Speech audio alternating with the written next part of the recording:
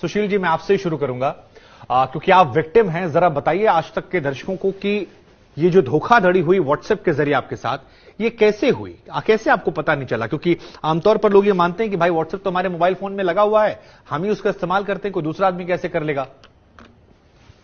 जी sir, नमस्कार sir. मैं advocate Sushil Kumar, Delhi high court से सर ये वाक्य 14 सितंबर का है सर। मॉर्निंग में मैंने ब्रॉडबैंड की कंप्लेंट की थी एयरटेल ब्रॉडबैंड में।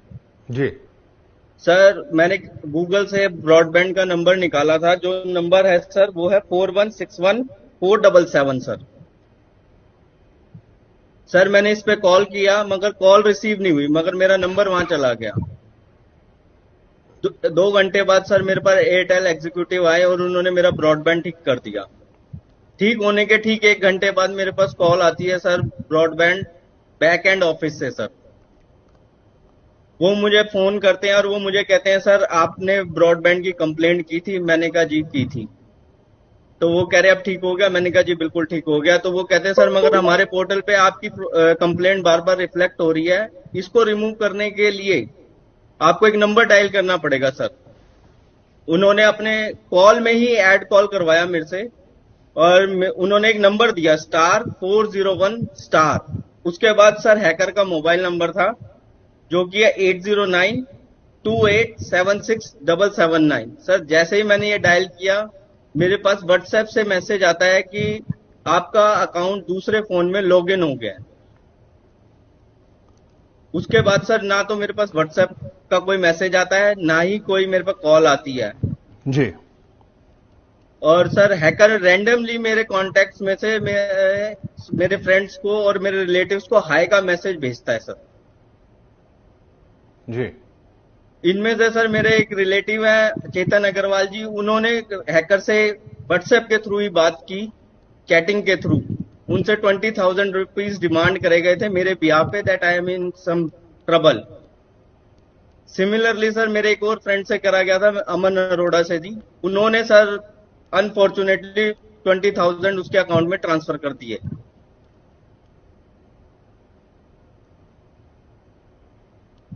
जी, तो ये आपका व्हाट्सएप आपके कंट्रोल में नहीं था उस वक्त जिस वक्त ये घटनाएं हो रही थी?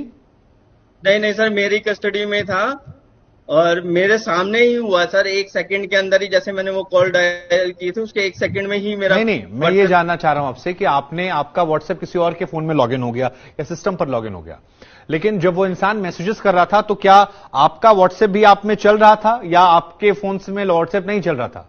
नहीं सर, मेरे फोन में व्हाट्सएप नहीं चल रहा था सर। नहीं चल रहा था? नहीं सर।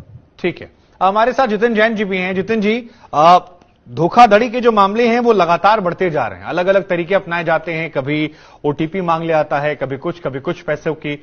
अब ये जो व्हाट्सएप वाला आया है इसमें ऐसा लग रहा है कि बेवकूफ बनाना बड़ा आसान है। जब तक आप आधे घंटे में घर में किसी समझदार व्यक्ति से या दोस्तों में समझेंगे तब तक तो खेल हो जाएगा, क्योंकि आजकल तो पेमेंट भी मोबाइल से हो जाती है, 2 मिनट में आपको केवल भेज देना है यूपीआई से।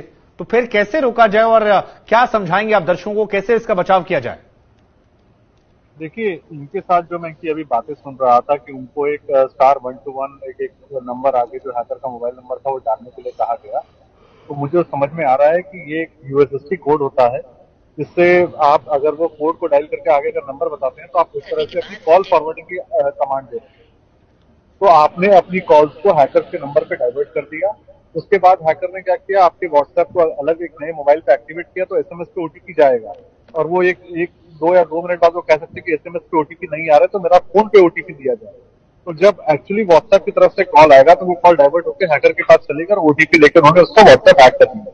अब ये बाकी ओटीपी फ्रॉड से इससे भी डिफरेंट है। अगर आपके साथ कोई पेटीएम का ओटीपी फ्रॉड होता है या आपके बैंक अकाउंट का अमेजॉन का ओटीपी फ्रॉड होता है तो नुकसान सिर्फ आपका है। एक तरह से आपका पैसा लिया जाता है, आपके अकाउंट से कुछ निकाला जाता है। जब आप किसी का व्हाट्सएप लेते हैं तो आप उसके कॉन्टैक्ट में जो 100, 200 हजारों लोग हैं, आप उनको मैसेज करके उनसे भी पैसा मांग लेते हैं।